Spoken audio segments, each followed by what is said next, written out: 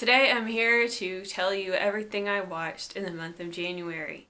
I usually do this for every 2 months, but I watched so much this month, I have to do it now or I will forget things.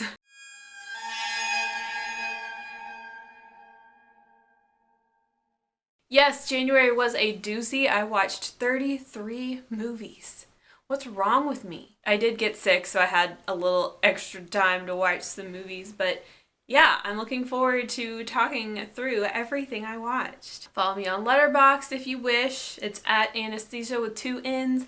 I review every new watch that I watch. Okay, first up was Zach's pick. We watched Dark City from 1998. Zach was interested in this movie because people were talking about its similarities with The Matrix. It was pretty good. It was like a film noir slash sci-fi thing that had a lot of like comic book vibes to it. I thought it was good. It was fun to watch. It's not my type of movie, and it wasn't as good as The Matrix or anything, but it was fun. Next, this was a rewatch. We rewatched White Chicks because sometimes we throw a comedy in there. White Chicks is a classic from our time and always good. Next, I decided to watch something current. So we watched There's Someone Inside Your House from 2021. It's kind of like a teen slasher. I thought it was so good. I loved it. It had cornfields and corn. Zach and I both had a fantastic time watching that. Next, it was Zach's pick. So in making our way through the Fast and Furious series, we watched Fast and Furious 6. This is when they're in London. It was good. I like them. I like these movies. They're good. Dom is my favorite. Vin Diesel's character is my favorite. I love him. Next, I watched Hellbent. My coworker lent it to me, told me to watch it. I thought it was so good. It's a gay slasher from 2004. I really loved it. It had a whole lot of these elements that I really like to see in a horror movie. Misty woods, teenagers parked in a car, I guess they're young adults, but people parked in a car, whispering about a terrible thing that's happened in this area. And it takes place on Halloween, so everyone's in costume, and there's Halloween party vibes. It's a great movie for Halloween. Okay, next, back to Giallo, I watched The Killer Wore Gloves from 1974. I mean, I didn't have a bad time watching it. I thought it was cool because it just seemed like I was watching something really rare, I guess, because the quality was so bad and everything, and no one ever talks about this movie. It was okay. It had some cool fashion and some cool decor, but I was just like, whatever. Next, Zach and I rewatched Jennifer's Body. We saw it in the theater when it came out in 2009, and we just never really thought about it again. We didn't think much of it then, and we were like, that was weird. We just left and went on with our lives. But you may have noticed a resurgence in appreciation for this film. People have been talking about it a lot more lately. Probably also because Megan Fox. But Zach and I decided to let's watch it again now that we're older and wiser. Let's watch it again. And I have to say, it's really good. I get it now. I appreciate it now. It's a really good movie. It reminds me a lot of Ginger Snaps or something like that. It has that kind of mood to it. And it's very smart. It's very smart. We give it a thumbs up this time. Next, my coworker lent me this movie called The Eternal and told me nothing about it. Just told me to watch it. It's from 98. It has Christopher Walken in it. I don't really know what to say about it. It's very weird. It wasn't scary, but it's kind of like a witch movie, but it wasn't scary. I guess it's a horror, but more of a gothic horror. Yeah, that was bizarre. Okay, next. Now what I'm trying to do is watch something really horrible, really disturbing, maybe once a month. So this month I chose Mountain of the Cannibal God from 1978. It's a Martino film. One of you guys recommended it when I was talking about cannibal movies. Now I want to say I'm not always going to make my disturbing movie a cannibal movie, but this is just, I've only seen a handful of cannibal movies at this point, so I'm still exploring. So Mountain of the Cannibal God, really beautiful, good story. Everything was going good. We were almost done with the movie and I'm like, this is pretty tame. There's not a lot happening, but then things really kicked up there at the end. This movie has a guy banging a pig. I am not joking. That night, I was trying to lay down to go to sleep, and all I could see in my mind's eye was a guy boinking a pig, wondering how that's allowed to be in a movie and why I watched it. There's also, castration, some orgy-like activities. I mean, there's a lot of things you would expect from a cannibal exploitation film. Oh, and there's also like all that animal gore that we usually get, but that one didn't mess me up like Eaten Alive did. Maybe I'm becoming a stronger woman. I don't know. But Mountain of the Cannibal God, yeah, I think that's pretty good if you're into that. if you're into that. Next, I watched The Fifth Chord. It's a Giallo from 1971, starring Franco Nero. Is that his name? Please tell me I just got that right off the top of my head. It was beautiful. And that's the one thing I have to say about the movie is it's beautifully shot. It didn't strike a chord with me, really, but it was just, it's a so-so Giallo. Next, I watched Stage Fright from 1987. Some people say it's Giallo, some people say it's not a Giallo. It doesn't freaking matter because it was amazing. I'd call it a Giallo, but it was very much like a Giallo, but also very much like an American slasher or just like in general horror movie. I just feel like if you're a fan of horror in general, this might be a movie for you. I thought it was so good. Next, I watched Who Killed the Prosecutor and Why from 1972, another Giallo. And this is one of those man cop Giallos. It's just filled with a whole bunch of men. Sorry, dudes, but I kind of like some beautiful ladies to be in my Jolly. But it was okay. Next was Zach's pick, I Am Legend from 2007, starring Will Smith. I had no plans to ever watch this movie or anything, but okay, story time. So I was in college in 2007, and as you recall, the iPhone came out in 2007.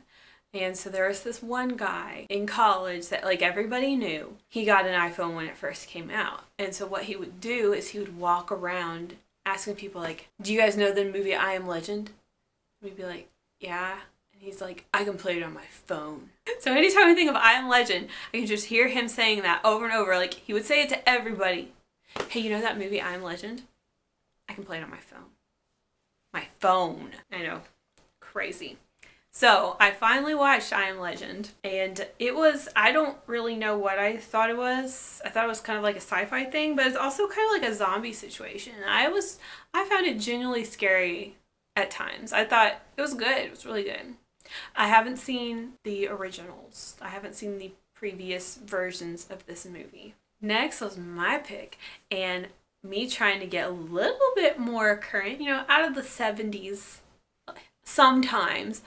I chose Jacob's Wife, starring Barbara Crampton, from 2021. I loved it. It was so good. I thought it was a lot like Jennifer's Body and a lot like Ginger Snaps. It has this kind of, it's not terrifying, but still like falls under horror, but also, I don't want to call it comedy. I don't want to call this comedy, but it's the story of a girl. It is a treasure. Next, I watched Naked Girl Killed in the Park from 1972, one that I've had my eye on for a while simply due to that awesome title. Oh, and it has Roger Hoffman in it. I thought it was pretty good. It was pretty good. It was kind of weird. It was pretty good.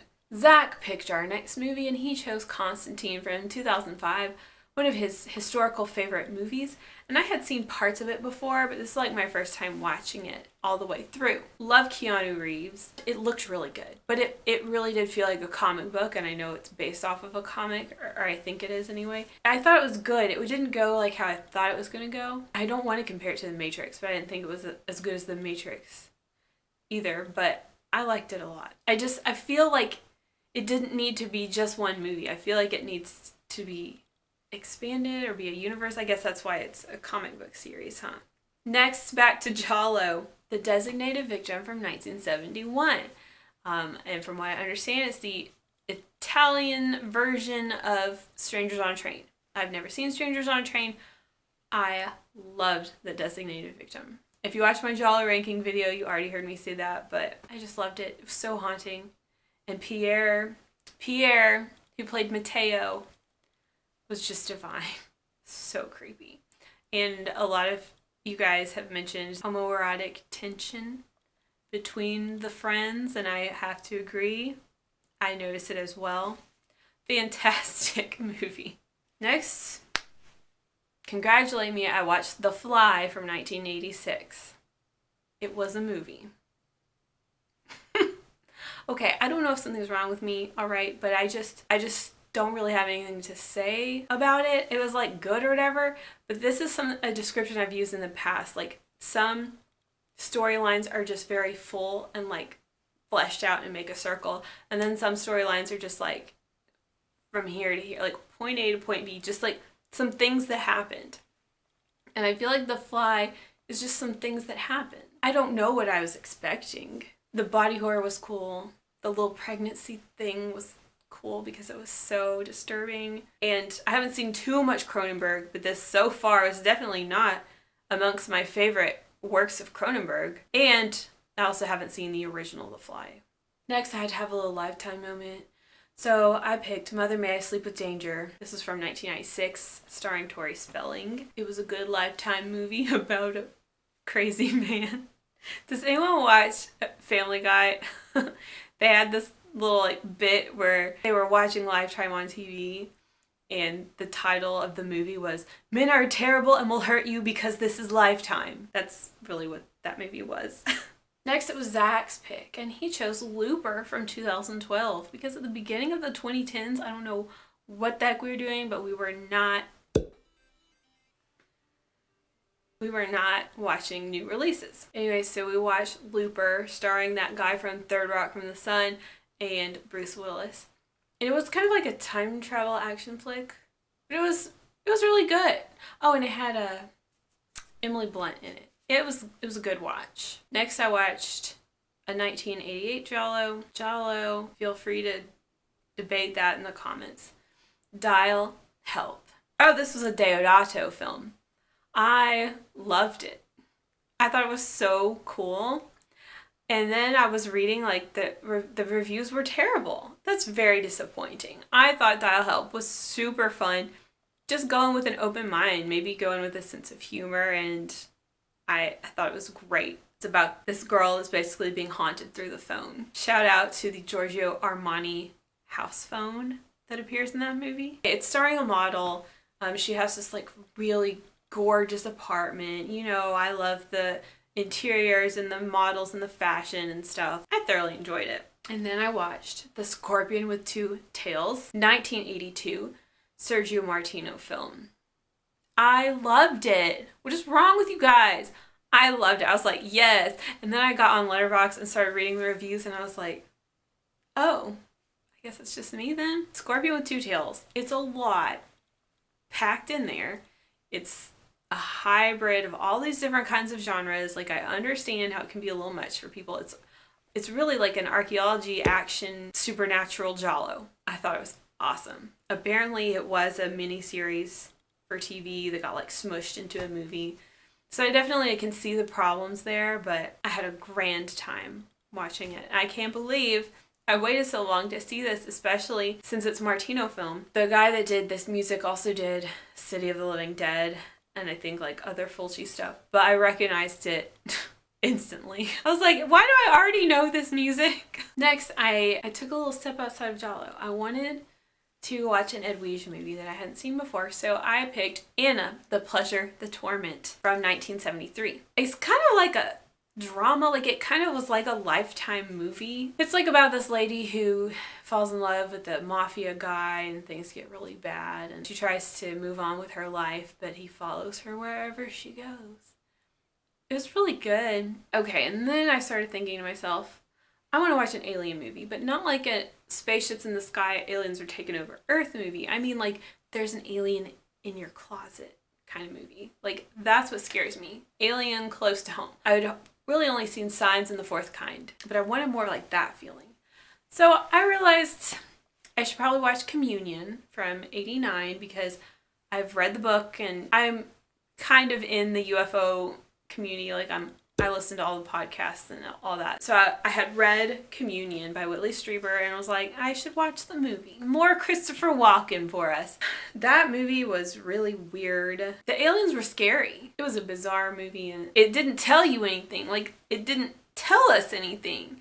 Again, it was just kind of like some stuff that happened. from here to here. But it did leave some powerful imagery in my mind. I'm getting tired. Next, I watched Death Occurred Last Night from 1970. A Giallo. I loved this one. It was so good. It was definitely a more like masculine Giallo, but it had a really good story and I had so much fun with this one. It was also, though, really sad. And most Giallo, don't tug at your heartstrings. Next, I deserve another pat on the back because I watched The Sixth Sense for the first time. It came out in 99, okay?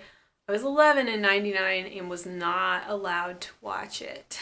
You know what? I'm kind of glad that I didn't watch it because it was pretty scary, but I think it was more disturbing than scary. Like, it was very disturbing and haunting and just eerie throughout. I thought it was amazing. It was like really, really well done.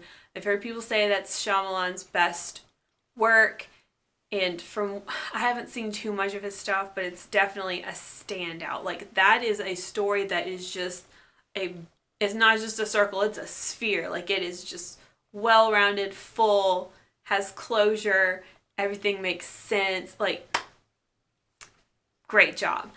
Fun fact, I knew the ending. Someone had told me the ending in these last 20-something years. I had heard the ending multiple times. It was spoiled for me, but I forgot. So when the ending happened, it was this like dual moment of realization, like realizing what the twist is and then also realizing that I knew this at one point in my life. It was really good. It was a good time. I mean, it's definitely not one I would just throw on to hang out. Like, have friends over, watch a scary movie and watch The Sixth Sense. Like, it's not like that, but it's definitely something that you should see at least once. And I'm saying that as the only person who's never seen it. So next, I watched Footprints on the Moon. I know that Ricardo recommended this. I think probably someone else recommended this as well. Footprints on the Moon from 1975, starring Florinda Balkan. This is a Giallo. Apparently, I don't know how, but I'm going to put it on my list of Jolly, okay? This movie, so artistic, so masterful. I'm lonely. I need to talk about this movie more in depth, too. I need to connect with somebody over this movie. Not only was it such a lonely movie for our main character, but it's lonely for me, the audience. It's so haunting. And the ending, I don't know. The ending has you like, is she crazy or is this real? It's wild. I loved it. As you can see, I'm unable to really formulate sentences about the movie, but I thought it was so good. And I want to spend more time reading reviews from others, maybe talking about this movie further. I encourage you, if you're interested in hearing more about things... Oh my gosh, I'm terrified. Shit, Jesus Christ. Somebody heard a cop, but they're like 2 hours away. What I was saying, I encourage you, if you're interested to hear a little bit more of my thoughts on these movies, read my Letterboxd reviews. Next, I rewatched Death Laid an Egg because I bought it on DVD and got it, so I watched it again. Totally forgot how freaking annoying that soundtrack is. That should go on my awards for the most annoying Giallo soundtracks. Okay, then we took it back to the 60s. 1965 to be exact, and watched The Embalmer, an early black and white Giallo, aka The Monster of Venice. It was super fun. It was super, you know how the 60s are. It's just like chill, minimalistic. There's not a lot of layers to the story or anything, but it was very moody and atmospheric. Next, we're still in the 60s. I watched Deadly Sweet from 1967. Apparently this is classified by some to be a Giallo, so that's good. And it's starring this babe, which is why I watched it. And I gotta say, I really liked it. It was bizarre. It was like very psychedelic, trippy, experimental, crazy editing, pop art, and comic imagery. I would call it absurd at times. It definitely has this absurdist nature to it where you're like, what the heck's going on? But it's such a fun, upbeat, visual experience. I just liked it. Next, in pursuit of my Scary Alien in the Closet movie, my coworker recommended to me Dark Skies from 2013. I loved this movie. I loved it. I'm still scared when I wake up in the night to go to the bathroom. I'm still scared. Like, so good. I can't believe people don't like this movie. Next, more Lifetime. I watched Without Consent from '94, starring Jenny Garth. It's hard for me to dislike a Lifetime movie, okay? But this one was definitely rough. Like, it needed some work. You were thinking it was going to be about, like, mental illness or psych ward abuse, but it was really just about a shitty family trying to get their shit together. And finally, we finished things off with Fast and Furious 7. This is from 2015. So this is the last Fast and Furious movie that Paul Walker was in. So that was a little bittersweet, I guess. And I was kind of watching the whole movie feeling a little scared, like, are they going to have to write him out of the movie because he died during filming? I didn't know. The movie went off great. Everything, it got finished, you know, and Paul is in there. Then they have a little, like, tribute for him at the end. We had to cry a little bit. I don't know why it's so sad for me, because, like, I'm not, like, a huge Paul Walker fan. I haven't seen a ton of his movies, but I always knew who he was, because he's one of the few celebrities that has the same birthday as me. So I always kind of thought of him as a brother. He's my Virgo brother. And now he's left me here all alone. It's just me and 2 Chainz. But I think I'm okay now. Actually, I'm still not okay from getting that emergency call thing. Oh boy, Amber Alert. Stewie was last seen with a goat in a '98 Toyota Tercel heading north on I-95. How do you turn those off, by the way? And there we have it. That's what I watched in January. That was a lot of stuff. This is going to be a long video. Since I watched 33 movies in 1 month. I don't know, I feel like I'm a little overloaded. Imagine if I used that time to read, you know? Maybe I should take February off and read a damn book. I don't know. Exercise. We'll see. I'm sure I won't go as hard in February, but I did kind of like this idea. Maybe I'll do this every January, just go real hard in on the movies. All right, let me know what your favorite or least favorite things you watched in January are, or how much you watched in January if you're a movie watcher. That's it. That's all. See you next time, friends. Ciao.